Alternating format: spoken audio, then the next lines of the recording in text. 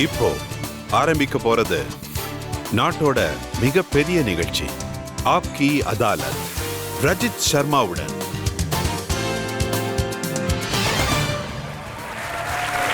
வணக்கம். ஆப்கி அதாலத்துக்கு உங்களை வரவேற்கிறேன். ஆப்கி அதாலத்துக்கு இன்னைக்கு வரப்போறது வாய்ஸ் வேர்ல்டோட ஒரு மெஜிஷியன். அவர் பாடின பஜன்ஸை நீங்க ரொம்பவே விரும்பி இருக்கீங்க. அவர் பாடின கசல்ஸ் உங்களுக்கு எல்லாம் பிடிச்சிருக்கு. அவருக்கு உலகம் பூரா நல்ல பேரும் புகழும் கிடைச்சிருக்கு. இந்தியர்களை பெருமைப்படுத்தி இருக்காரு.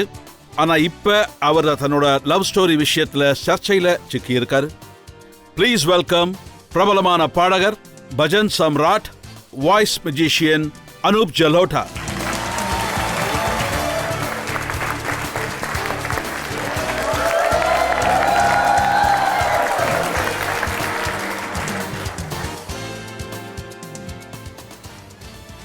இப்ப ஆப்கி அதாலத்ல உங்களுக்கு பிரியமான, உங்களுக்கு ரொம்ப பிடிச்ச அனூப் ஜலோட்டா சார் இருக்காரு.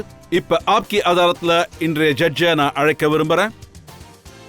பிரபலமான மீடியா பர்சனாலிட்டி சுனில் டாண்டன் அவர்களை.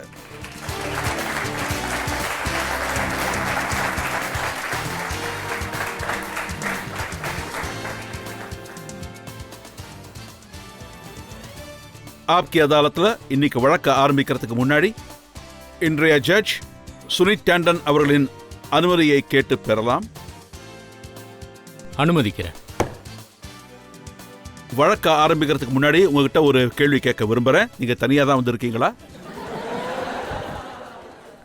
அவங்க வரலையா?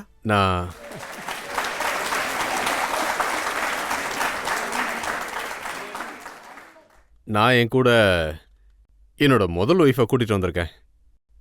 என் ஹார்மோனியம். முதல்ல ஒரு பாட்டு பாடவா? பாடுங்க.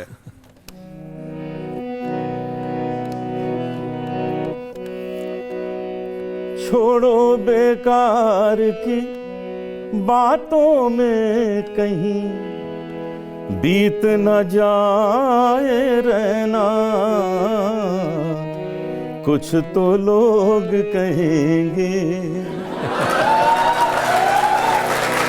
लोगों का काम है कहना, कुछ रीत जगत की ऐसी है, हर एक सुबह की शाम हुई, तू कौन है, तेरा नाम है क्या, सीता भी यहाँ बदनाम हुई, फिर क्यों संसार की बातों से भीग गए तेरे नैना, कुछ तो लोग कहेंगे, लोगों का काम है कहना.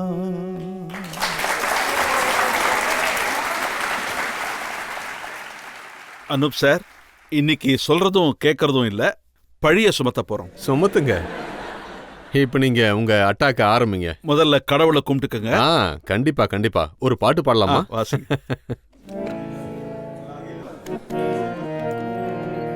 ऐसी लागी लगन मीरा हो गई मगन, ऐसी वो तो गली गली गली गली हरि गुन गाने लगी, महलों में पली बन के जोगन चली, मीरा रानी दीवानी कहाने लगी, ऐसी लागी लगन मीरा हो गई मगन. ரொம்ப நன்றி. இப்ப நீங்க யாரை விரும்புறீங்கிறது தெரிஞ்சிடும். வழக்க ஆரம்பிக்கலாம். நாம வழக்க ஆரம்பிக்கலாம். ஆப்கி அதாலத்ல முதல் குற்றச்சாட்டு பிரபலமான சிங்கர் அனூப் ஜலோட்டா மீது. ஆப்கி அதாலத்ல பாடகர் அனூப் ஜலோட்டா மீது உள்ள குற்றச்சாட்டு, இவரு அவருடைய இமேஜ கெடுத்துக்கிட்டாரு. அனூப் ஜலோட்டா சார், 25 வருஷமா நீங்க பாடிக்கிட்டு இருக்கீங்க. மக்கள் அன்பு காட்டி இருக்காங்க. பக்தி சங்கீதத்துல உங்களை பஜன் மகாராஜ்னு சொல்லியிருக்காங்க. உங்களை பக்தி மயமா தான் பார்த்திருக்காங்க. ஆனா வயசான இந்த காலத்துல நீங்க ஜஸ்லின் கிட்ட எந்த அளவுக்கு மனசை பறி கொடுத்திருக்கீங்கன்னா, இப்பெல்லாம் நீங்க मस्त मस्त तेरे दो नैन मेरे दिल का ले गए चैन. எனக்கு பர்சனலா ஒரு கஷ்டம் இருக்கு. அதை உங்க எல்லார்கிட்டயும் சொல்ல விரும்புறேன். மக்கள் என்ன ஒரு சாது துறவியை போல தான் பார்த்துக்கிட்டு இருக்காங்க. தயவு செஞ்சு அப்படி பார்க்காதீங்க. மக்கள் என்ன சாது துறவின்னு நினைக்கிறாங்க. பஜன் மட்டும்தான் பாடுவாரு, ரொம்ப வருஷமா பாடிக்கிட்டு இருக்காரு அப்படின்னா அவர் கண்டிப்பா அவர் ஒரு துறவி டைப் ஆளா இருப்பார்னு நினைச்சிட்டு இருக்காங்க. நான் நிச்சயம் துறவி இல்லை. உங்களை மாதிரி ஒரு சாதாரண ரொம்ப சராசரி மனுஷன். அது மட்டும் இல்லை, இவர்கிட்ட நான் ரிக்வஸ்ட் பண்ணி கேட்டிருக்கேன். இன்டர்வியூக்கு அப்புறம் எங்களுக்கு லஞ்ச் அரேஞ்ச் பண்ணும்போது ஒரு கிளாஸ் ரெட் வைன் அரேஞ்ச் பண்ண சொல்லியிருக்கேன். ஏன்னா நான் பார்ட்டியில் எல்லாருக்கு எதிரிலையும் ஒரு சோசியல் ட்ரிங்க் இருக்கும். அதை குடிக்கும்போது யாருக்கிட்டையும் மறைச்செல்லாம் குடிக்க மாட்டோம், வெளிப்படையாக தானே குடிப்போம். ஆனால் ஒரு சில வாட்டி எனக்கு என்ன கஷ்டமா இருக்குன்னா, ஒரு சில வாட்டி பஜன் சிங் இப்படி இருக்கிறத மக்கள் விரும்பல. அவருடைய மெர்சிடிஸில் சுத்தக்கூடாது, அப்புறம் அவர் ஒரு நல்ல வீட்டில் இருக்கக்கூடாது, அவர் கையில் ஒரு கமண்டலம் இருக்கணும், அப்புறம் ஒரு வேஷ்டியை கட்டிக்கிட்டு ஊரை சுற்றி பஜனை பாடிக்கிட்டு இருக்கணும். ஒருவேளை நீங்க கமண்டலத்தை எடுத்துக்கிட்டு ஆசிரமம் திறந்தா நல்லாவே சம்பாதிக்கலாம். ஆனால் அது சம்பாத்தியத்தை பற்றின விஷயமே கிடையாதே. நான் சம்பாத்தியத்தையே எதிர்பார்க்கல. அப்புறம் நீங்க இமேஜ் பத்தி சொன்னீங்க. நான் பஜன் பாடுவேன், குருநானக் ஜியோட பாட்டுகளை பாடுவேன். அதுல என்ன சொல்லியிருக்குன்னா, कि दुख सुख दोनों सम करी जाने और मान अपमाना हरक शोकते रहे अतीता तिन जग तत्व पछाना. மக்கள் இந்த சுக துக்கத்தால அஃபெக்ட் ஆயிருப்பாங்க, மானம் அவமானத்தால அஃபெக்ட் ஆயிருப்பாங்க, பெரிய சந்தோஷம் பாராட்டால அஃபெக்ட் ஆயிருப்பாங்க. நான் என்ன நினைக்கிறேன்னா, நான் அவங்கள ஒருத்தன் இல்ல. நான் என்னுடைய வேலையை செஞ்சுக்கிட்டு இருக்கேன். அப்புறம் என்னோட இமேஜ் கெட்டு போச்சுன்னு நீங்க நினைச்சிட்டு இருக்கீங்க. ஆனா அது கண்டிப்பா கெட்டு போகல. மக்களுக்கு உண்மை என்னன்னு தெரிஞ்சதும் மக்கள் அதே இமேஜோட அதே கண்ணோட்டத்தோட பார்க்க ஆரம்பிப்பாங்க. உங்க இமேஜ் எப்படி கெட்டு போச்சுன்னு நான் சொல்லுங்க. சோஷியல் மீடியால உங்களை பத்தி நிறையவே எழுதி இருக்காங்க. அப்படியா? ஒருத்தர் என்ன எழுதியிருக்காருன்னா, இதுக்கு முன்னாடி ஒரு பழமொழி இருந்துச்சு, काला कलूटा बैंगन लूटा, இப்ப அது எப்படின்னா अनूप जलोटा मक्खन लूटा.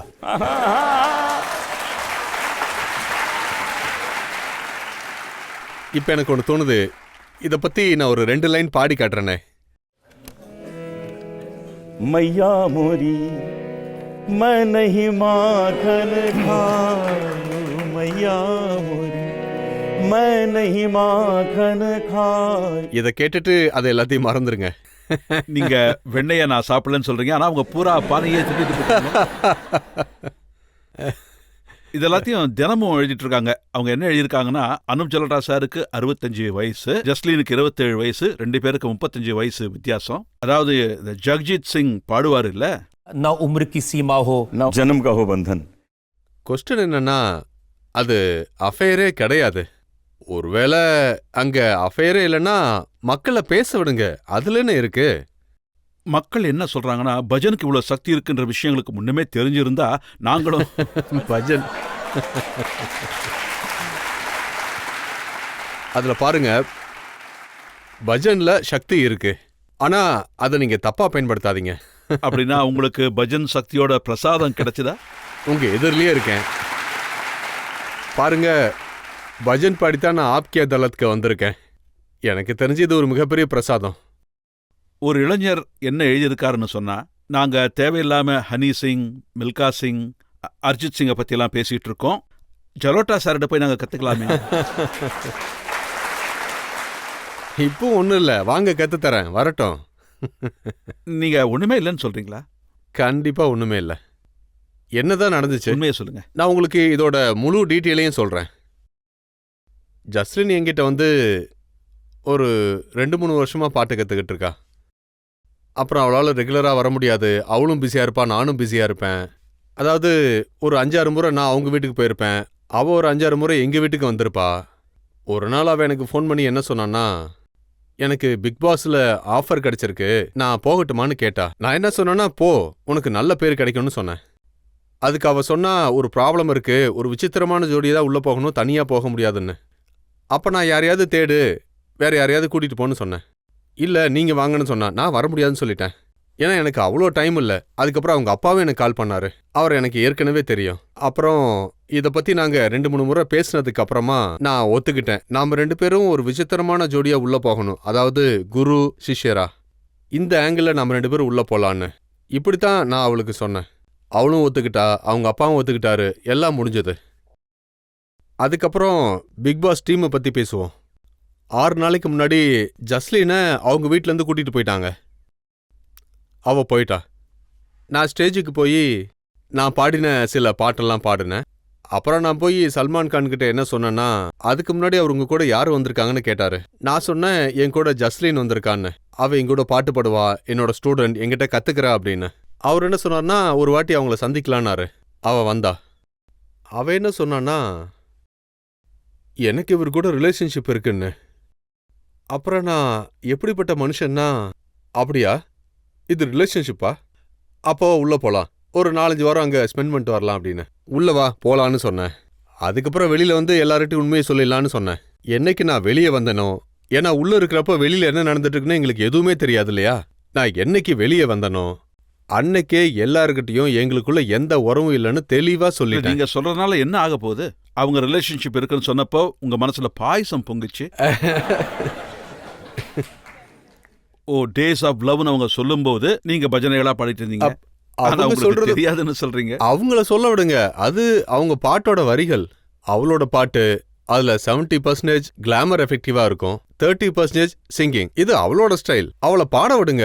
அப்புறம் நான் அவளுக்கு இந்த அட்வைஸ் தான் கொடுத்தேன். நீங்களும் சொல்லியிருக்கீங்க, நீ ரொம்ப நல்லா பாடின, ரொம்ப நல்லா ஆடினேன்னு. ஆமா. அந்த டான்ஸை ஃபர்ஸ்ட் டைமா பாத்தீங்களா? ஆமா, ஃபர்ஸ்ட் டைம் பார்த்தேன், ஃபர்ஸ்ட் டைம். அப்புறம் நான் அவளுக்கு அட்வைஸ் பண்ணேன், நீ சிங்கிங்கை 70% வச்சுக்கிட்டு 30% கிளாமர் வையின்னு. அப்பதான் அவளுக்கு பாட்டுல பேர் கிடைக்கும். இதே அட்வைஸை தான் அவங்க அப்பா கிட்டையும் சொன்னேன். நீங்க இன்னைக்கு ரிலேஷன்ஷிப் இல்லைன்னு சொல்றீங்க. ஆமா, கண்டிப்பா இல்ல. உங்களுக்கு அங்க போனதுக்கு அப்புறம் தான் தெரிஞ்சுதா? என்னது? அதான் அவங்க ரிலேஷன்ஷிப்பை பத்தி பேச விரும்பினது. அவ அப்போ எங்களுக்குள்ள ரிலேஷன்ஷிப் இருக்குன்னு சொன்னதும் நான் ஷாக் ஆயிட்டேன். நான் இவகிட்ட சொன்னது ஒண்ணு, இவ செஞ்சது வேற. சரி வா உள்ள போய் என்னன்னு பார்க்கலாம். அனுப் சார் ஒரு ப்ரொமோஷனல் வீடியோ ரெக்கார்ட் பண்ணியிருக்காங்க. ஆமாமா, அதுவும் எங்ககிட்ட இருக்கு. அதுல அவங்க என்ன சொல்லியிருக்காங்கன்னா, 3.5 வருஷமா எங்களுக்குள்ள ரிலேஷன்ஷிப் இருக்குன்னு. நாங்க மறைமுகமா மீட் பண்ணிக்கிட்டு இருக்கோம். நான் கொல்கத்தா போகும்போது அனூப்ஜி என் பின்னாடி தான் வருவாரு. நானும் இதை சொன்னேன். இது ப்ரொமோஷனல் வீடியோ. அவங்ககிட்ட நான் என்ன சொன்னேன்னா, அவங்கள காட்ட விடு, ப்ரொமோஷன் பண்ண விடு. ஆனா நீ அங்க இப்படி சொல்லு, நாம குரு சிஷ்யர்கள் மாதிரி உள்ள போறோம். ஏன்னா நானும் அதை தான் சொன்னேன். ஆனா அந்த வீடியோ பார்த்ததுக்கு அப்புறம் மக்களுக்கு என்ன புரிஞ்சுதுன்னா, இது ஏற்கனவே, அதாவது இந்த மாதிரி ஏதோ நடக்க போகுதுன்னு உங்களுக்கு தெரியும்னு. இல்ல, நான் என்ன சொல்லணுமோ அதை சொல்லிட்டேன். ஆனா நான் அவகிட்ட என்ன சொல்ல சொன்னனோ அதை அவ சொல்லல. சொல்லாதனால அவகிட்ட நான் என்ன சொன்னேன்னா, சரி நீ சொல்லல, சரி வா உள்ள போய் ஒரு 4-5 வாரம் ஸ்பெண்ட் பண்ணிட்டு அதுக்கப்புறம் வெளியில வந்து சொல்லலாம்னு சொன்னேன். அவ இன்னும் உள்ளதா இருக்கா. அவங்க நான் மனசை பறி கொடுத்துட்டேன்னு சொன்னாங்க. சொல்லிட்டு போகட்டும், சொல்ல விடுங்க. நான் அந்த மாதிரி எதையும் விரும்பல, எனக்கு அந்த மாதிரி எந்த ஆசையும் கிடையாது. அவ வெளியில வந்ததுக்கு அப்புறமா நான் அவளை பாடுன்னு தான் சொல்லுவேன். சங்கீதத்தை கத்துக்கோ. பாருங்க, ஜஸ்லின் வந்து அவ எப்படி இருக்கணுமோ அவ அப்படிதான் இருப்பா. என்னோட ஸ்டூடெண்டா இருப்பா. உங்களோட உறவு தான் என்ன? உறவு இதுதான். நான் அப்புறம் ஜஸ்லினோட அப்பா, நாங்க 2 பேரும் சேர்ந்து அவளோட கல்யாணத்துல கன்னியாதானம் பண்ணுவோம். இதுதான் உறவு. ஆனா அங்க நீங்க இப்படிதானே சொல்லி இருக்கீங்க. அப்ப அதுக்கு என்ன அர்த்தம்? சார், இதெல்லாம் நீங்க அந்த ப்ரொமோஷனல் வீடியோல சொன்னதை பத்தி பேசிட்டு இருக்கீங்க. நான் ஷோல எங்கேயாவது உங்க எதிரில் இப்படி பேசியிருக்கேன்னா, நீங்க எல்லாரும் பிக் பாஸ் பார்த்திருப்பீங்க. அதுல இங்க கெமிஸ்ட்ரி ஏதாவது தெரிஞ்சதா? உங்களுக்கு என்ன தெரிஞ்சது? இல்ல, நான் அது எங்க தெரிஞ்சதுன்னு கூட உங்களுக்கு காட்டுங்க. நீங்க கெமிஸ்ட்ரி தெரியலன்னு சொல்றீங்கல்ல, காட்டுங்க. நான் அந்த மாதிரி எதுவும் செய்யலன்னு சொல்றீங்கல்ல, நீங்க நிறையவே செஞ்சிருக்கீங்க. பாருங்க, இந்த காலத்துல பசங்க அவங்க அப்பா கண்ணத்துல கிஸ் பண்ண மாட்டாங்களா? நம்பர் டூ வெயிட் கேளுங்க, முழுசா கேளுங்க. அவ இங்க கிஸ் பண்ணா. நான் சொன்னேன் இந்த இடத்த விட்டுரு, அங்க வேற யாராவது கிஸ் பண்ணுவாங்கன்னு. நான் தான் இதை சொன்னேன். இதுவும் என் டயலாக் தான். இந்த கண்ணத்தை விட்டுரு, இங்க வேற ஒருத்தர் கிஸ் பண்ணுவாங்கன்னு. இதெல்லாம் டிராமா. அங்க இதெல்லாம் நடந்துகிட்டு இருந்துச்சு. விஷயங்களுக்கு என்டர்டைன்மெண்ட் வேல்யூ கொடுக்கறதுக்காக முயற்சி பண்ணிக்கிட்டு இருந்தோம். இதை தவிர அங்க வேற ஒன்றும் இல்லை. அப்புறம் அவ வெளியில வந்ததுக்கு அப்புறம் அவளும் இதே தான் சொல்ல போறா. நீங்க என்ன சொல்ல வரீங்கன்னா, ஒரு அப்பாவுக்கு எப்படி கிஸ் கொடுப்பாங்களோ அப்படிதான் அதுவும். ஆமா, நீங்களே பாருங்க, எங்க பண்ணா பாத்தீங்களா? இப்ப பசங்களை பாத்தீங்கன்னா அப்பாவோட கண்ணத்துல கிஸ் பண்ண மாட்டாங்களா? சொல்லுங்க. அது ஒரு ஷோவா இருக்கிறதுனால அதை இன்னும் சுவாரஸ்யமா மாத்த லிப்ஸ்டிக் போட்டாங்க. நான் என்ன சொன்னேன்னா, இங்க பண்ணாத, அதுக்கு இன்னொருத்தர் வருவாங்கன்னு. அப்புறம் நீங்க ஜஸ்லின்காக அங்க ஒரு பாட்டும் பாடுனீங்க, வெண்ணிலவே வெண்ணிலவே. அதை பாத்தீங்கன்னா அது முழுக்க ஸ்கிரிப்டட் ப்ரோக்ராம். அதை பாத்தீங்கன்னா டேட்டிங் ப்ரோக்ராம். எங்ககிட்ட என்ன சொன்னாங்கன்னா, நாங்க உங்களை ரெடி பண்ணுவோம், எங்க ஆளுங்களை உங்களை ரெடி பண்ணுவாங்க. அவங்க உங்களை ஒரு ரூமுக்குள்ள கூட்டிட்டு போவாங்க. அங்க அவங்க என்ன சொன்னாங்கன்னா, இந்த டேட்டை நீங்க அழகா மாத்துங்கன்னு சொன்னாங்க. சரி, எங்களை ரெடி பண்ணாங்க. நாங்களும் போனோம். அங்க அருமையான சாப்பாடு இருந்துச்சு. ஆனா அந்த சாப்பாட்டை நாங்க தான் தினமும் சமைச்சாகணும். ஆனா அன்னைக்கு அங்க ஆல்ரெடி சாப்பாடு இருந்தது, ஹார்மோனியம் இருந்தது. நான் அன்னைக்கு ஒரு சூப்பரான பாட்டு பாடினேன். அதுக்கப்புறம் நான் இன்னொரு அழகான காதல் பாட்டும் பாடினேன். அதுக்கப்புறம் நாங்கள் அங்கே கொஞ்சம் டான்ஸும் ஆடினோம். இது அவங்க ஆர்கனைஸ் பண்ண ஒரு டேட். அதை நாங்கள் அழகாக மாற்றினோம். இதில் என்ன தப்பு இருக்கு? அப்ப நீங்க அவமானப்படுத்திட்டீங்க இல்ல? ஜஸ்லின் உங்களை मुन्नी बदनाम हुई डार्लिंग तेरे लिए। அட, நான் எங்க அவமானப்படுத்துறேன்? நான் எதுவுமே செய்யல. இப்ப கூட மக்களுக்கு இந்த விஷயத்தை பத்தி சரியா தெரியல. ஏன்னா ஜஸ்லினோட அப்பா கூட என்கிட்ட இதை பத்தி சொன்னாரு. அவர் என்கிட்ட என்ன சொன்னார்னா, பாருங்க, இது மாதிரி எது இல்லைன்னு எனக்கு தெரியும். உங்களுக்கு தெரியுமா, ஜஸ்லின் எங்க போனாலும் ஒன்னு அவங்க பிரதர் இருப்பாரு, இல்ல அவங்க ஃபாதர் இருப்பாரு. ஸோ அவங்களுக்கு அவளை பத்தின ஒவ்வொரு விஷயமும் நல்லா தெரியும். இந்த மாதிரி எதுவுமே இல்லைன்னு. அப்புறம் நானும் இந்த மாதிரி விஷயங்கள் என் வாழ்க்கையில நடக்கிறத விரும்பல. நான் என் வாழ்க்கையில ரொம்ப சந்தோஷமா இருக்கேன். நான் ரொம்ப சந்தோஷமா இருக்கேன். என்னோட ஃபியூச்சர் வாழ்க்கையில நீங்க இதெல்லாம் கேள்விப்படவே மாட்டீங்க. எனக்கு ஒருத்தர் கூட ரிலேஷன்ஷிப் இருக்கு, ஒருத்தர் கூட கல்யாணம் ஆச்சு அப்படின்னு. ஏன்னா என் வாழ்க்கையில எல்லாமே நடந்து முடிஞ்சிருச்சு. நீங்க இப்ப இத பத்தி சொல்லுங்க. 3 வருஷமா எங்களுக்குள்ள ரிலேஷன்ஷிப் இருக்கு. 3 வருஷமா நாங்க ஒருத்தர் பாக்குறோம். நான் கல்கட்டாக்கு போனா என் பின்னாடி அவரும் வந்துருவாருன்னு சொன்னாங்க. நீங்களும் நான் டெல்லிக்கு போனா என் பின்னாடியே வந்துருவான்னு சொன்னீங்க. இது ப்ரொமோஷன் வீடியோ, அதுல சொன்னாங்க. சோ அதுல அதுதான் இருக்கும், வேற ஒன்னும் கிடையாது. அது உண்மையே இல்ல. இதுல பாத்தீங்கன்னா ஒரு துளி கூட உண்மை கிடையாது. இல்ல நீங்க உங்க இமேஜை சரி பண்ண முயற்சி பண்றீங்க? இல்ல இல்ல இல்ல, கண்டிப்பா இல்ல. நான் உங்ககிட்ட 100% உண்மையை தான் சொல்லிக்கிட்டு இருக்கேன், பொய் இல்ல. அனுப் சார், மக்களுக்கு இந்த விஷயத்தை நம்புறது ரொம்ப கஷ்டமா இருக்கும். பரவாயில்ல, யார் என்ன நம்புறாங்களோ அவங்க என்ன நம்புவாங்க. மத்தவங்கள பத்தி நான் உங்களுக்கு இப்போ ஒரு 4 லைன் பாடி காட்டலாமா? பாடி காட்டுங்களேன்.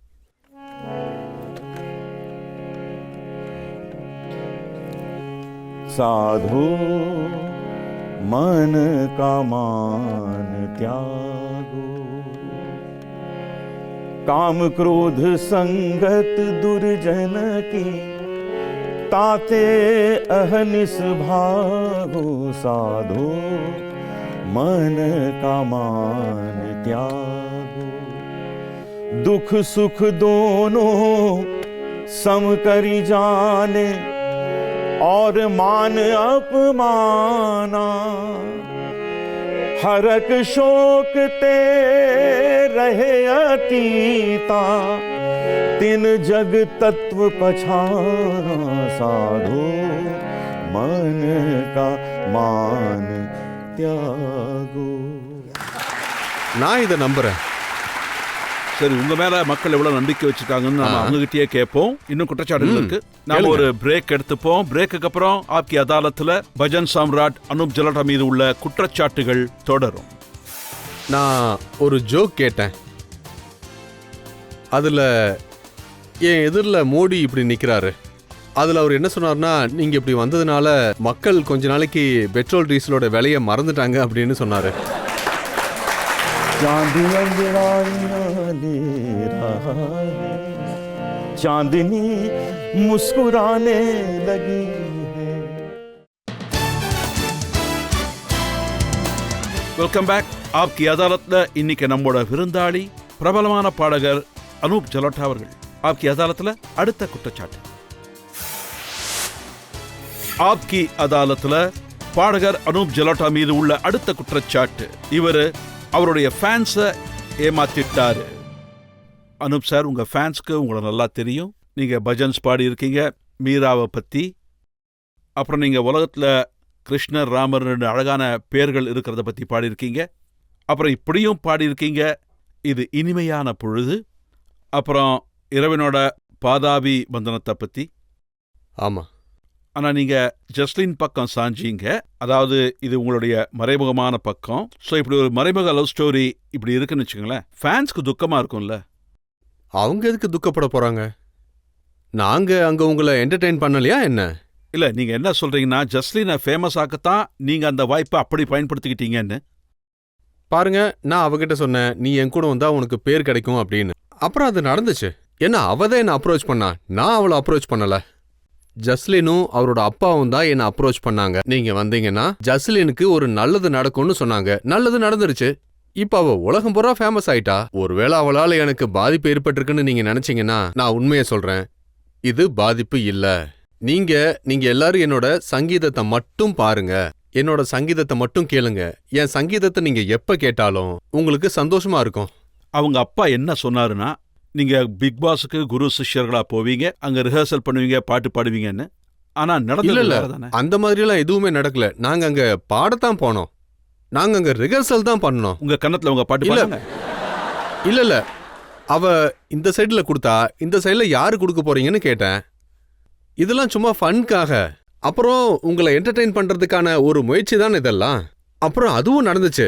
அவ்வளவுதானே எல்லாம். காலிப் இப்படி சொல்லியிருக்காருல்ல, இது வெறும் காதல் இல்ல, ஒரு தீ, இதனால நீங்க கொதிச்சு தான் போகணும்னு. இதை உங்களுக்கு வேற மாதிரி சொல்றேன்.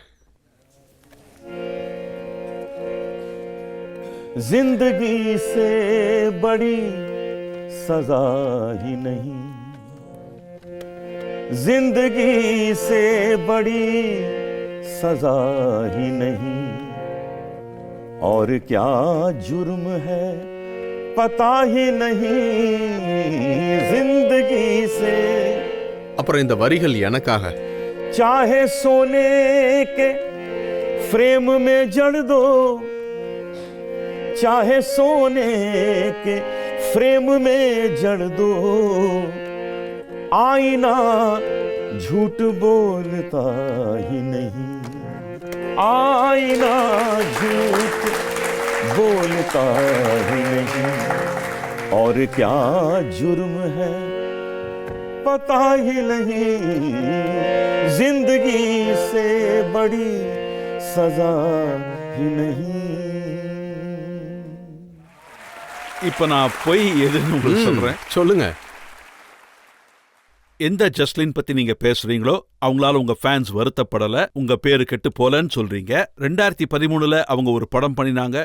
அந்த படத்தோட பேரு டர்ட்டி ரிலேஷன்ஷிப். இது ஆல்மோஸ்ட் சாஃப்ட் பான் மாதிரி அடல்ட் ஃபிலிம். அது அவங்க அப்பாவே எடுத்தாரு. நீங்க அந்த படத்தை பாத்திருக்கீங்களா? பார்க்கல. நான் பார்க்கல. ஆனா அவன் நடிச்சாங்கிறது தெரியும். அப்படி இருந்தும் நீங்க அவங்க கூட போக சம்மதிச்சீங்களா? எனக்கு அவளுக்கு கத்துக் கொடுக்கற உறவு இருந்துச்சு. அது இன்னைக்கும் இருக்கு. நாளைக்கு வந்தாலும் நான் கத்துக் கொடுப்பேன். உங்களுக்கு நான் ஒன்னு சொல்றேன். ஒருவேளை நாளைக்கு ராக்கி சாவந்த் வந்து என்கிட்ட, நான் உங்களுக்கு ஒரு தமாசான விஷயம் சொல்றேன். நாளைக்கு ராக்கி சாவந்த் வந்து என்கிட்ட பாட்டு கத்துக்க வந்தா கூட நான் கத்துக் கொடுப்பேன். இல்ல, நீங்க அவ என்ன பேசிக்கிட்டு இருக்கா, என்ன செஞ்சுக்கிட்டு இருக்காங்கிறத பத்திலாம் எனக்கு கவலையே கிடையாது. எனக்கு இது மட்டும்தான் முக்கியம். ஒருவேளை ஒருத்தருக்கு சங்கீதம் பிடிக்கும், கத்துக்கணும்னு விருப்பப்பட்டா வாங்க, உட்காருங்க, கத்துக்குங்க. அனூப் சார், சங்கீதம் கத்துக்க வரவங்களோட பேக்ரவுண்ட கூட பார்த்தாகணும்ல. 2017 அவங்க அப்பா இன்னொரு படம் எடுத்தாரு. அவர் தான் மகளை வச்சு படம் எடுக்கிறாரு. அந்த படத்துக்கு பேரு டர்ட்டி பாஸ். அப்புறம் அதுல ஒரு வயசானவர் இருப்பாரு. அவர் இந்த வாலிப பொண்ணு பின்னாடியே சுத்துவாரு. மக்கள் இதே மாதிரிதான் உங்க ஸ்டோரின்னு சொல்றாங்க. அந்த படத்தை நான் பார்க்கல. அப்புறம் நான் அவன் பின்னாடி சுத்துனதே இல்ல. உங்க கேள்வி சரியானது இல்ல. நான் அந்த 2 படங்களையுமே பார்த்தது இல்ல. ஆனா எனக்கு தெரியும் 2 படங்கள் எடுத்திருக்காங்க. எனக்கு நல்லாவே தெரியும். நீ சங்கீதம் கத்துக்கணும்னா வந்து கத்துக்க. எனக்கு மத்த விஷயங்கள் எதுவும் முக்கியம் கிடையாது. எனக்கு அதுக்கு சம்பந்தம் இல்ல. எது முக்கியம் இல்ல? யாரு கூட சம்பந்தம் இல்ல? நான் பாக்குறது உங்களுக்குள்ள இது எவ்வளவு இன்ட்ரெஸ்டா இருக்குன்னு பாருங்க. எங்க வீட்டுல ஒரு குருகுலம் நடந்துகிட்டு இருக்கு. காலையில எங்கிட்ட 9 மணிக்கெல்லாம் ஸ்டூடெண்ட்ஸ் வந்துருவாங்க. அப்புறம் 12:30 மணி வரைக்கும் உட்காந்து கத்துப்பாங்க. நான் இருக்கும்போது நான் கத்து தருவேன். நான் இல்லாதப்போ அவங்களுக்கு என்னோட சீனியர் ஸ்டூடெண்ட்ஸ் கத்து தருவாங்க. யாருக்கிட்டையும் 5 பைசா கூட வாங்க மாட்டோம். அப்புறம் என்னோட கண்டிஷன் யாரும் கிஃப்ட்னு எதுவும் கொண்டு வரக்கூடாதுங்கிறது. ஒரு தடவை என்ன ஒருத்தர் ரொம்ப தொல்லை பண்ணாங்க. சார், உங்களுக்காக ஏதோ ஒன்று நான் கொடுத்தே ஆகணும் அப்படின்னு. என்ன ஸ்வீட் வாங்கிட்டு வரட்டும்? நான் சொன்னேன் 2 கிலோ வெண்டைக்காய் வாங்கிட்டு வான்னு. ஏன்னா அது ரொம்ப யூஸ்ஃபுல்லா இருக்கும். ஏன்னா எனக்கு வெண்டைக்காய் ரொம்ப பிடிக்கும். நான் மக்கள்கிட்ட ஒன்றும் வேண்டான்னு சொல்லி மறுப்பேன். நான் சங்கீதத்தை கத்துக்கிட்டேன். அது எனக்கு நிறைய கொடுத்துருக்கு. அதை என் மக்களுக்கு நான் பகிர்ந்து கொடுக்க விரும்புறேன். நீங்க பாடின கசல் ஒன்று இருக்கு, அதுல இருந்து நான் நோட்ஸ் எடுத்திருக்கேன். अश्कों ने रख लिया तेरे प्यार का भरम, दामन पे आ रहे थे फिर भी ठहर गए, जो जुर्म जिसमें दोनों बराबर के थे शरीक, इल्जाम जितने भी थे हमारे सर गए. இது கசல். அவங்க அவங்களுக்கு ஏத்த மாதிரி எழுதியிருக்காங்க. நல்லதா இருக்கு. ஆனா இப்ப அவங்க உள்ள இருக்காங்க, பழி மட்டும் உங்க மேல விழுந்துருச்சு. பழி இல்லைன்னா நான் இங்க வந்திருப்பேனா? என்ன அதுக்காக தானே நீங்க இங்க கூப்பிட்டீங்க. ஆனா என்கிட்ட ஒரு ஒரு முக்கியமான கேள்விக்கு பதில் இருக்கு. சோ அந்த பதில் என்னன்னா, இதுக்கு ஒரு நல்ல பழமொழி இருக்கு. कि चाहे सोने के फ्रेम में जड़ दो आईना झूठ बोलता ही नहीं. நீங்க என்கிட்ட என்ன கேட்டாலும் உங்களுக்கு அதுக்கு கரெக்டான பதில் கிடைக்கும். மக்கள் யாராவது கேள்வி கேட்க விரும்புறீங்களா? நீங்க கேட்கலாம், கேளுங்க. சார், இந்த விஷயம் மீடியாவுக்கு வந்த உடனே அதான் அந்த ஜஸ்லினோட அப்பா என்ன சொன்னார்னா, இந்த விஷயத்தினால ரொம்ப டிசப்பாயிண்ட் ஆயிட்டான்னாரு. ஏன்னா அவரோட மகளை உங்ககிட்ட சங்கீதம் கத்துக்க அனுப்புனாரு. நீங்க 2 பேரும் சேர்ந்து அந்த பொண்ணுக்கு கன்னியாஸ்தானம் பண்ண போறேன்னு சொல்றீங்க. ஓகே, அவங்க இப்படி சொன்னப்ப அவருக்கு எதுவுமே தெரியாது. என் மனசுல என்ன இருக்கு அப்படிங்கறத பத்தி அவருக்கு எதுவுமே தெரியாது. ஏன்னா அவர் மனசுல இதுதான் இருந்துச்சு, நாங்க 2 பேரும் அவரை ஏமாத்திட்டோம் அப்படின்னு. அவர் மனசுல இதுதான் இருந்துச்சு. நான் வந்ததும் அவர்கிட்ட இதை சொன்னேன். உங்களுக்கு ஞாபகம் இருக்குல்ல, நாம போறதுக்கு முன்னாடி நம்ம 3 பேர் சேர்ந்து முடிவு பண்ணோம் நாங்க குரு சிஷ்யர்லாம் உள்ள போறோம்னு. கரெக்டு தானே? அங்க உள்ள போனதுக்கு அப்புறம் அவன் இப்படி வேற மாதிரி சொல்லிட்டா. அப்புறம் நான் அவங்க அப்பா கிட்ட கேட்டேன், நீங்க எப்போவாவது ஜஸ்லின் கூட என்ன பாத்திருக்கீங்களா அப்படின்னு. அவரும் பார்க்கலன்னு சொன்னாரு. அப்புறம் நீங்க எப்படி இப்படி நினைச்சீங்கன்னு கேட்டேன். அதுக்கப்புறம் அவருக்கும் புரிஞ்சிருச்சு இதெல்லாம் கொஞ்சம் கூட உண்மையே இல்லைன்னு. அதுக்கப்புறம் அவரே என்கிட்ட சொன்னாரு. அப்புறம் என்ன சொன்னார்னா, நாம 2 பேரும் சேர்ந்தே ஜஸ்லினுக்கு கன்னியாதானம் பண்ணி கொடுப்போம்னு சொன்னாரு. அனூப் சார், மக்களுக்கு என்ன தோணுதுன்னா, ஜஸ்லினோட அப்பா, ஜஸ்லின், அனூப் ஜலோட்டா இந்த 3 பேரும் சேர்ந்து மக்களை ஏமாத்துறதுக்காக இந்த டிராமாவை கிரியேட் பண்ணியிருக்காங்கன்னு. கண்டிப்பா இல்ல. உண்மை என்னவோ அதை நான் உங்ககிட்ட சொல்லிட்டேன். இதுக்கப்புறம் உங்களுக்கு தெரியத்தானே போகுது. ஏன்னா உலகம் அழிய போறது இல்லையே. இப்போ 30th டிசம்பருக்குள்ள ஜஸ்லினும் வெளியே வந்துருவா. அப்போ உங்களுக்கு தெரிய போகுது நாங்க 2 பேரும் எங்கேயாவது வெளியில போய் தனியா சந்திச்சுக்கிறோமான்னு. அவளை நான் எந்த ஹோட்டலுக்கு கூட்டிட்டு போறேன்னு கூட உங்களுக்கு தெரிஞ்சிடும். வந்ததுக்கு அப்புறம் கேளுங்க. அப்ப நீங்க என்ன சொல்ல வரீங்க? இந்த டிராமால நீங்க இன்வால்வ் ஆகல, பிக் பாஸ் மக்கள்லாம் ஒன்னா சேர்ந்து இந்த ரிலேஷன்ஷிப் டிராமா ஆடி இருக்காங்கன்னு சொல்ல வரீங்களா? இதுல யார் யார் இருக்காங்கன்னு எனக்கு தெரியாது. ஆனா அந்த இடத்துல ஜஸ்லின் கொடுத்த பதில் அதை நாங்க கண்டிப்பா அந்த மாதிரி ஒரு முடிவை எடுத்ததே கிடையாது. அப்புறம் அதை யார் முடிவு பண்ணாங்க, யாரு சொன்னாங்க அப்படிங்கறதெல்லாம் அவன் வெளியே வந்ததுக்கு அப்புறம் கிளியர் ஆயிடும். அப்புறம் என் மனசுல ஜஸ்லின் மேல எந்த விதமான ஒரு ரொமான்டிக் ஆங்கிளும் கிடையாது. இது 000. நீங்க ஸ்டோரியை ஃபுல்லா போரிங் ஆக்கிட்டீங்க. அதுக்குள்ள ஏன் போர் அடிக்குது? அவ திரும்ப வர வரைக்கும் நீங்க என்ன விட்டுருவா போறீங்க? பெருசாக்கிற மாட்டீங்க? நீங்க கேளுங்க. என்னோட கொஸ்டின் என்னன்னா, இதுக்கு முன்னாடி ஆலியா பட் சொன்ன ஜோக்ஸ் ரொம்ப ஃபேமஸ் ஆச்சு. அதனால நீங்க பிக் பாஸ் போனதுலேருந்து அப்போத்துலேருந்து உங்க ஜோக்ஸ் தான் அதிகமா வந்துட்டு இருக்கு. ஸோ உங்களை பத்தி நீங்க ஏதாவது ஜோக்ஸ் கேள்விப்பட்டீங்களா? நீங்க இதை பத்தி என்ன நினைக்கிறீங்க? நான் ஒரு ஜோக் கேட்டேன். அதுல மோடி இப்படி என் எதிரில் நிக்கிறாரு. அப்புறம் அவரு என்கிட்ட என்ன சொல்றாருன்னா, நீங்க வந்ததுனால மக்கள் எல்லாரும் பெட்ரோல் டீசல் பிரச்சனையை மறந்துட்டாங்க அப்படின்னு. சார், நீங்க சொன்னதுல இருந்து உங்களோட ஒரு இன்னொரு ஜோக் ஆர்டிக்கல்ல என்ன ஃபேமஸ் வந்துச்சுன்னா, ஆயிடுச்சு. வயசான காலத்துல மக்களுக்கு தலை சுத்த ஆரம்பிக்கும், இவர் தன்னோட வயசான காலத்துல மத்தவங்க தலையை உருட்டிட்டாரு. இப்ப நான் உங்களுக்கு ஒரு அருமையான விஷயத்த சொல்றேன். நான் அதை சொல்லிடுறேன், நீங்க அதுக்கப்புறம் கண்டினியூ பண்ணுங்க. எனக்கு 65 வயசு ஆயிடுச்சு. அப்புறம் அங்க எத்தனை பேர் இருந்தாங்களோ அவங்க எல்லாருக்கும் 35 வயசுக்கு மேல இல்ல. எல்லாரும் தினமும் டாக்டரை கூப்பிடுவாங்க, தினமும் டாக்டரை சந்திப்பாங்க. ஒவ்வொருத்தருக்கும் ஒவ்வொரு பிரச்சனை. நான் ஒரு நாள் கூட டாக்டர் கூப்பிட்டதில்ல 1.5 மாசம். ஏன்னா எனக்கு என்ன ஆரோக்கியமா வச்சுக்க தெரியும். நான் அங்க ஒரு நாள் கூட பகல்ல தூங்குனதே கிடையாது. பகல்ல நான் தூங்குறதே இல்லை, ஏன்னா நான் ராத்திரி தான் நல்லா தூங்குவேன். அப்புறம் அங்க இருக்கிற நிலைமை என்னன்னா, நாங்க தூங்கும்போது அவங்க எல்லாரும் வெளியில போய் அவங்க பிளானிங்க ஆரம்பிப்பாங்க. ராத்திரி முழுக்க முழிச்சிருப்பாங்க. யாராவது இப்படியா வேலை செய்வாங்க? இப்படி வேலை செஞ்சா இப்படி. நான் உங்ககிட்ட எப்பவும் சொல்லுவேன், பகல்ல பிளான் பண்ணுங்க, ராத்திரியில நல்லா படுத்து தூங்குங்கன்னு. அங்க இந்த மாதிரி விளையாட்டு தான் ஓடிக்கிட்டு இருக்கு. இப்போ இந்த விஷயம் எல்லாத்தையும் சொல்றதுக்கும் இந்த அஃபேரை வெளியே காட்டிக்கிறதுக்கும் உங்களுக்கு நிறைய பணம் கிடைச்சிருக்கும்னு கேள்விப்பட்டேன். பாருங்க, விஷயம் என்னன்னா, என்னால இங்க கான்ட்ராக்டை டிஸ்கஸ் பண்ண முடியாது. ஆனா என்னால ஒன்று மட்டும் சொல்ல முடியும். அப்புறம் இதுவும் உண்மை, எனக்கு பிக் பாஸுக்கு போனதுக்கு ஃபினான்சியலா லாஸ் தான் ஆச்சு. நான் எவ்வளோ சம்பாதிச்சேனோ அதை விட ஒவ்வொரு வாரமும் எனக்கு கம்மியாக தான் கிடைக்கும். எனக்கு ஃபினான்சியலா பெரிய லாஸ் தான். ஆனா அதனால எனக்கு ஒன்றும் பெரிய பிரச்சனை இல்லை. ஏன்னா அதுக்கப்புறம் தான் ஆப்கி அதாலத்தில் போய் நிறைய சம்பாதிக்கலாம்ல.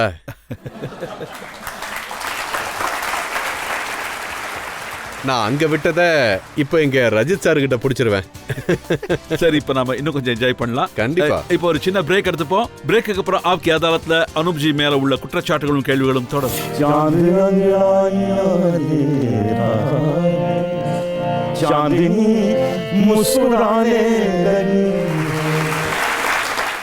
இதை கேட்கும் போது நீங்க ரொமான்டிக் மூட்ல இருக்கிற மாதிரி தெரியுது. கசல் பாடினா என்ன கமண்டலமா எடுத்துக்கிட்டு போவோம்.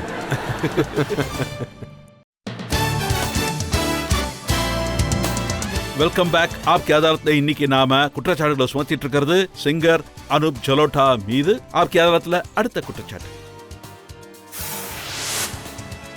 ஆப்கி அதாலத்ல சிங்கர் ஜலோட்டா மீது உள்ள அடுத்த குற்றச்சாட்டு, அவர் ஒரு லவ் பேர்ட். அனுப் சார், இந்த விஷயம் ஜஸ்லின் சம்பந்தப்பட்டது மட்டும் இல்லை. நீங்க நிறைய பொண்ணுங்களுக்கு கரியரை டெவலப் பண்ண ஹெல்ப் பண்ணிருக்கீங்க. ஆமா, நிறைய பேருக்கு பண்ணிருக்கேன்.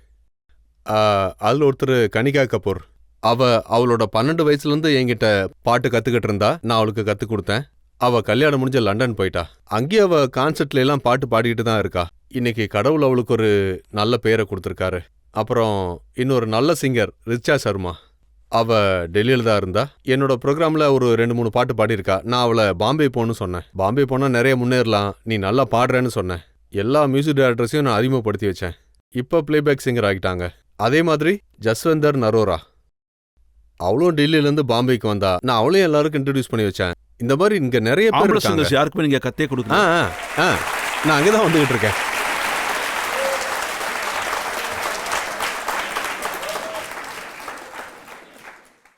நான் அங்கதான் வர்றேன். அந்த இடத்துக்கு தான் வந்துகிட்டு இருக்கேன்.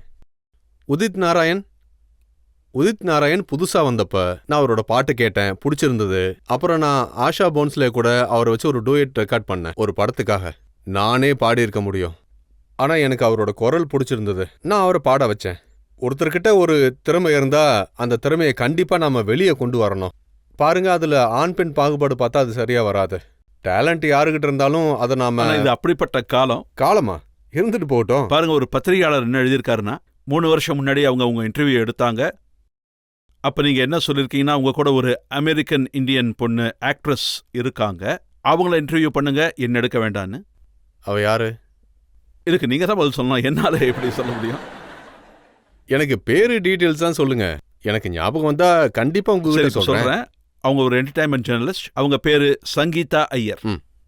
அவங்க என்ன எழுதியிருக்காங்கன்னா, ஆக்ட்ரஸ் அவரை ஸ்பெஷலா கவனிக்கிறது ரொம்ப ஆச்சரியமா இருக்குன்னு. இங்க பாருங்க, அவங்க பேர் என்னன்னு எனக்கு சொல்லுங்க, அப்பதான் எனக்கு ஞாபகம். எந்த பேரையும் மென்ஷன் பண்ணல. அப்போ தெரிஞ்சுக்கிட்டு சொல்லுங்க, மறுபடியும் நான் வந்து பதில் சொல்றேன். சரி, அவங்க பேர் என்னன்னு சொல்லுங்க. அவங்க இஸ்ரேலோட ஒரு மாடல், ரீனா கோலம். அவங்க ஒரு புக் எழுதினாங்க. சொல்லுங்க. இப்ப இந்த விஷயத்தை என்னால எல்லா இதுலயும் சொல்ல முடியாது, இல்லைன்னா விடுங்க. 7 வருஷமா என் மனைவி நோயாளியா இருக்காங்க. அதனால நீங்க அவளை கட்டி அணைச்சிக்க விரும்புறீங்க. இந்த மாதிரி இன்னும் நிறைய இருக்கு. நான் என் பொண்டாட்டிக்கு 18 வருஷம் கழிச்சு என் மனைவிய நான் அமெரிக்காவுக்கு கூட்டிட்டு போய் ஹார்ட் டிரான்ஸ்பிளான்டேஷன் பண்ணினேன். ஒருவேளை மக்கள் இது மாதிரி ஏதாவது சொன்னாங்கன்னா, அப்போ அதுக்கு கண்டிப்பா ஏதாவது ஒரு ப்ரூஃப் இருந்தாகணும் இல்லையா? அவங்ககிட்ட ஏதாவது ரெக்கார்டிங் இருக்கணும், இல்ல போட்டோகிராஃப்ஸ் ஏதாவது இருக்கணும், என்னோட வாட்ஸ்அப் சேட்டிங் ஏதாவது இருக்கணும், SMS எடுத்துக்கிட்டு வாங்க, இல்ல பிக்சர் ஏதாவது எடுத்துக்கிட்டு வாங்க. இதெல்லாம் இல்லாம மக்கள் இந்த மாதிரி ஒரு விஷயத்த சும்மா சொன்னாங்கன்னா, நான் இதுல உண்மை இல்லைன்னு தானே நினைப்பேன். என்ன சொல்ல வரீங்க? யாராவது உங்க கூட உட்கார்ந்தாங்கன்னா அதை வீடியோ எடுத்து காட்டணும் அப்படின்னா? ஆமா, ரெக்கார்ட் பண்ணுங்க, போட்டோ எடுங்க. நான் கட்டி பிடிக்கும் போது இப்பெல்லாம் மக்கள் கட்டி பிடிச்சிக்கிட்டே செல்ஃபி எடுத்துக்கிறாங்க. எத்தனை பேரு? நான் உங்களுக்கு ஒரு அருமையான விஷயத்தை பத்தி சொல்றேன். இந்த செல்ஃபி விஷயம் வந்ததுலேருந்து சில விஷயங்கள் எந்த அளவுக்கு இன்ட்ரெஸ்டிங்கா மாறிடுச்சுன்னா, ஏர்போர்ட்ல டாய்லெட்டுக்கு போனா அங்கே யாராவது வந்துருவாங்க செல்ஃபி எடுத்துக்கலான்னு. தயவு செஞ்சு என்ன வெளியே விடுங்கன்னு சொல்லிட்டு நான் வந்துருவேன். நடந்திருக்கு. சில பேர் நின்று அப்படியே போட்டோ எடுத்துப்பாங்க. சார், நல்லா வந்திருக்கு, ஆனா நம்ம ஒரே ஒரு போட்டோ உட்காந்து எடுத்துக்கலாமா அப்படின்னு கேட்பாங்க. எடுத்துக்கலாம், ஆனா நான் ஒன்று கேட்பேன், நம்ம அப்படியே படுத்து கூட எடுத்துக்கலாம் அப்படின்னு. இந்த மாதிரி செல்ஃபிங்கிற பேர்ல இந்த மாதிரிலாம் கூட நடந்துகிட்டு இருக்கு. சான்ஸ் கிடைக்கும் போதெல்லாம் யாராவது கட்டி பிடிச்சிட்டு நிக்கிறாங்கன்னா உடனே போட்டோ எடுங்க, உலகத்துக்கு காட்டுங்க, அவங்க ஃபேமஸ் ஆகட்டும். அவ்வளவுதான விஷயம். உங்களை பத்தி இன்னொரு நியூஸ் கூட வந்திருக்கு. அதுல அவர் என்ன எழுதியிருக்காருன்னா, அவர் ஒரு பப்ளிக் ரிலேஷன்ஸ் ஆஃபீஸர். தன் பேரை எழுதாம சொல்லியிருக்காரு. அவர் போன வருஷம் ஒரு ஷோ நடத்தியிருக்காரு.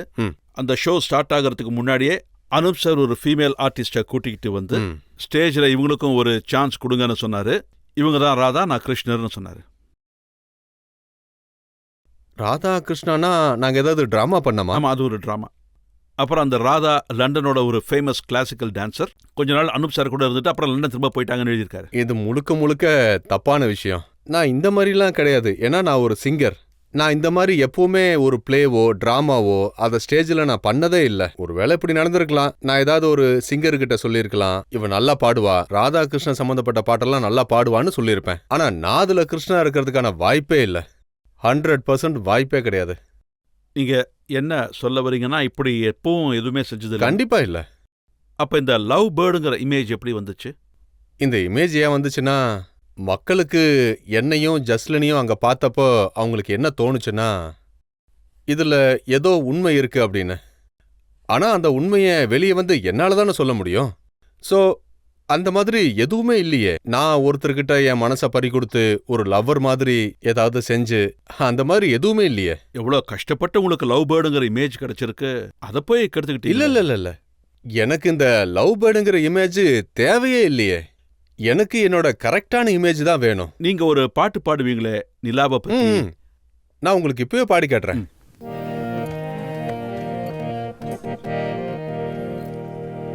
चांद अंगड़ाइयां ले रहा है, चांदनी मुस्कुराने लगी है, चांद अंगड़ाइयां ले रहा है, चांदनी मुस्कुराने लगी है, एक भूली हुई सी कहानी फिर मुझे याद आने लगी है, चांद अंगड़ाइयां ले रहा है, चांदनी मुस्कुराने लगी है.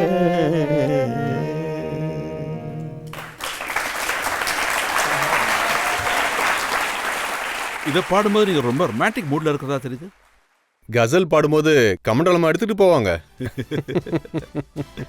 இப்ப இன்னொரு பிரேக் எடுத்துப்போம். பிரேக்குக்கு அப்புறம் ஆப்கி அதாலத்துல அனூப் ஜலோட்டா மீது கேள்விகளும் குற்றச்சாட்டுகளும் தொடரும்.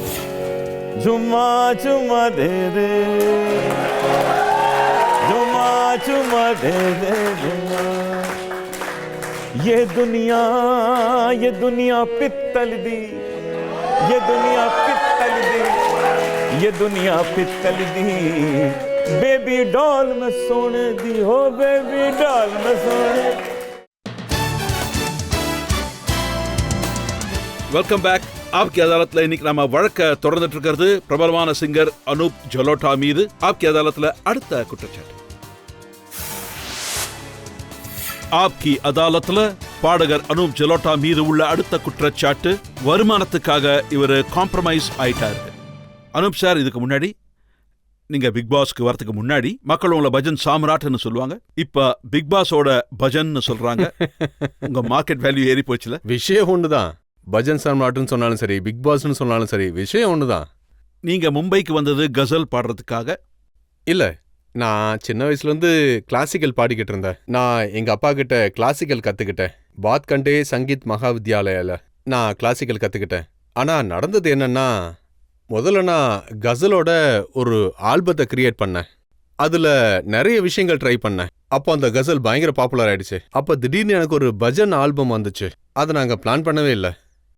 நாங்கள் ஹரே கிருஷ்ணா கோயிலில் ஒரு ப்ரோக்ராம் பண்ணோம். அங்கிருந்த மக்கள் அதை எடுத்து கம்பைன் பண்ணி அந்த ஆல்பத்தை அங்கிருந்து நீக்கிட்டாங்க. நாங்கள் அங்கே கான்சர்ட் பண்ணோம். அங்கே நாங்கள் நிறைய பஜன் பாடினோம். ஐசி, லாகி லகன், மையா மோரே, இந்த மாதிரியான பாட்டெலாம் பாடினோம். அதனால எனக்கு எவ்வளவு பேர் கிடைச்சதுன்னா, மக்கள் நான் கசல் கூட பாடுவேங்கிறதே மறந்துட்டாங்க. அப்புறம் என் பேரு பஜன் சாம்ராட்டா மாறிடுச்சு. இப்போ பிக் பாஸ் பஜன் சாம்ராட் ஆயிட்டேன். நான் என்ன படிச்சேன்னா, நீங்க கிஷோர் குமார் ஷோஸ்க்கு நிறைய போவீங்கன்னு மக்கள் உங்களை ஜூனியர் கிஷோர் குமார்னு சொல்லுவாங்க. ஆமாமா, லக்னோல காலேஜ் டேஸ்ல கிஷோர் சார் பாட்டு கேட்டிருக்கேன். இன்னைக்கும் எனக்கு டைம் கிடைச்சா அந்த பாட்டுகளை கேட்பேன். இப்போ அந்த ப்ரோக்ராமை ஸ்டார்ட் பண்ணது கூட நான் அவருடைய பாட்டை பாடித்தான். நான் அவரோட ஷோஸ்ல அந்த பாட்டை பாடினதில்ல. ஆனா நீங்க பார்த்த போட்டோ, ஒரு படத்துல என் மியூசிக்ல கிஷோர் சாரை நான் பாட வச்சேன். ஸோ அது அவரோட ஃபோட்டோ. அவரோட ஷோவில் நான் என்னைக்கும் பாடினதே இல்லை. நிறைய பேர் என்ன சொன்னாங்கன்னா, அனூப் சார் கிட்ட இதையும் கேட்கணும். அவர் ஒரு பக்கம் பஜன் சிங்கர், பக்தியை பற்றி பேசுகிறாரு, இன்னொரு பக்கம் இந்த மாதிரி பாடல்களை பாடுறாருன்னு. ஆமாம், விஷயம் என்னன்னா, நான் முன்னாடியே சொன்னேன், நீங்கள் என்ன ஒரு சாது துறவின்லாம் நினச்சிடாதீங்க. நான் பஜன் பாடினா பஜன் மாதிரி இருக்கும், கசல் பாடினா கசல் மாதிரி இருக்கும், படத்தோட பாட்டு பாடினா படத்தோட பாட்டு மாதிரியே தான் இருக்கும். நீங்கள் எதையும் நினைக்காதீங்க. நான் ஒரு சாதுவோ துறவியோலாம் கிடையாது. அது ரொம்ப புனிதமான விஷயம். நான் அதுக்குள்ள வரல. நீங்க என்ன ஒரு கலைஞனா விரும்பினா போதும். கலைஞனா மட்டும் பாருங்க. விரும்புனா விரும்புங்க, இல்ல பிடிக்கலனா விட்டுருங்க. போஜ்புரி பாட்டு நீங்க பாடிருக்கீங்களா? கோரியா நமாரே நசரியா, அதையும் பாடிடுவோம். गोरिया रे गोरिया रे गोरिया रे गोरिया रे गोरिया रे ओ गोरिया मारो ना नजरिया हो जियरा लहर लोट हो जाए, गोरिया मारो ना नजरिया हो जियरा लहर लोट हो जाए, जियरा लहर लोट हो जाए, जियरा लहर लोट हो जाए, गोरिया मारो ना नजरिया हो जियरा लहर लोट हो जाए. இப்ப நீங்க என்ன பாட்னாவுக்கே போயிடுங்கன்னு சொல்லிடாதீங்க. ஆனா நீங்க மக்கள் உங்களை பத்தி என்ன யோசிக்கிறாங்கன்னு அதை பத்தி கேர் பண்றதே இல்ல. நீங்க ஒரு ஷோவுக்கு போய் அங்க ஒரு பாட்டு பாடிருக்கீங்க, சும்மா சும்மா அதே. ஆமா, நான் அதுவும் பாடுவேன். அப்புறம் பேபி டாலும் பாடுவேன். பாடுங்க சார். பாடிடுவோம். விஷயம் என்னன்னா, சும்மா சும்மா பாட்டு பாடுங்க சார். பாடி காட்டுறேன். இமேஜ் இருக்கே, அது என்னுடைய பாட்டால வர்றது. மத்ததெல்லாம் வச்சு என்னுடைய இமேஜ் கிரியேட் ஆகவே இல்லை. ஒருவேளை நான் பாடின இந்த பாட்டு கொரியோ மாரோனா நஜரியா, இதனால நான் போஜ்புரி சிங்கர் ஆயிடுவேனா? இல்ல, நான் ஒரு வெர்சடைல் சிங்கர். என்னால இதுவும் பாட முடியும். ஜும்மா ஜும்மா கேளுங்க. जुम्मा चुम्मा दे दे, जुम्मा चुम्मा दे दे जुम्मा, ये दुनिया पित्तल दी, ये दुनिया पित्तल दी, ये दुनिया पित्तल दी, बेबी डॉल में सोने दी, हो बेबी डॉल में सोने, बेबी डॉल में सोने दी, बेबी डॉल में. இப்போ இந்த மாதிரி கூட பாடுவேன். मैया मोरी मैं नहीं माखन था. எங்கேயாவது ஏதாவது குறை தெரியுதா? பஜன் பஜன் மாதிரி பாடுவேன், கசல கசல் மாதிரி பாடுவேன், சினிமா பாட்டை சினிமா பாட்டு மாதிரி தான் பாடுவேன். நீங்க தேவையில்லாம யாரையும் இமேஜ் கிரியேட் பண்ணாதீங்க. அனுப் சார், நாங்க உங்ககிட்ட நிறைய கேள்விகள் கேட்டோம். உங்களுடைய பர்சனல் லைஃபை பத்தி, பிக் பாஸை பத்தி, ஜஸ்லினை பத்தி, காதலை பத்தி நீங்க ரொம்ப நல்லா பாடினீங்க. நல்ல விஷயம் என்னன்னா, நீங்க எந்த விஷயத்தையும் மறுக்கல, பதில் சொன்னீங்க. நாம ஒரு பிரேக் எடுத்துக்கலாம். பிரேக்குக்கு அப்புறம் ஆப்கி அதாலத்துல இன்றைய ஜட்ஜ் சுனித் டாண்டன் அவர்களுடைய தீர்ப்பு என்னன்னு கேட்போம்.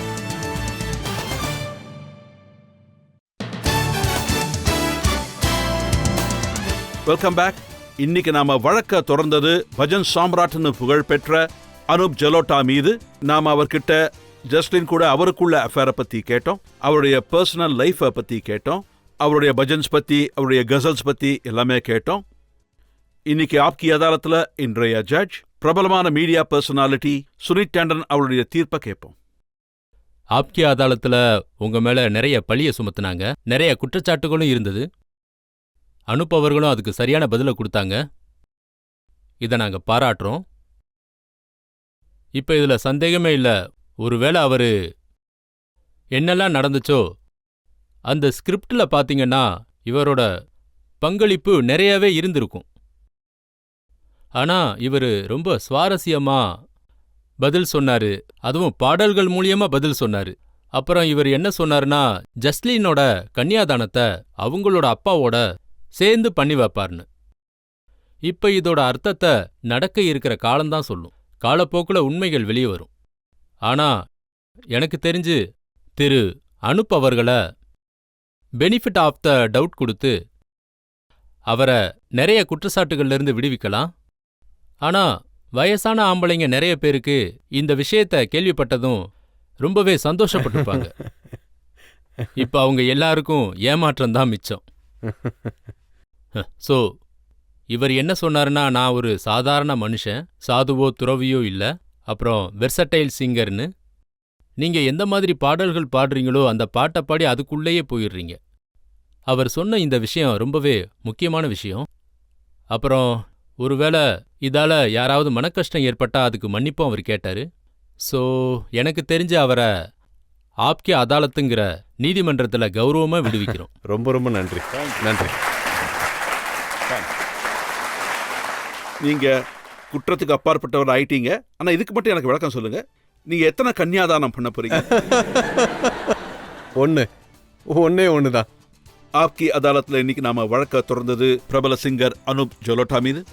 அனுப் ஜலோட்டா இதே மாதிரி மக்களை என்டர்டெயின் பண்ணிக்கிட்டு இருக்கணும்னு ஆசைப்படுறோம். மக்களுடைய அன்பு அவருக்கு இன்னும் அதிகமாக கிடைக்கும்னு நாம நம்புறோம். இந்த நல்ல நோட்டோட இந்த ஷோவை இங்கேயே முடிச்சுக்கிறோம். அடுத்த மாதிரி ஒரு புது கெஸ்டோட உங்களை நான் சந்திக்கிறேன். அதுவரை என்னுடைய அன்பான வணக்கங்கள்.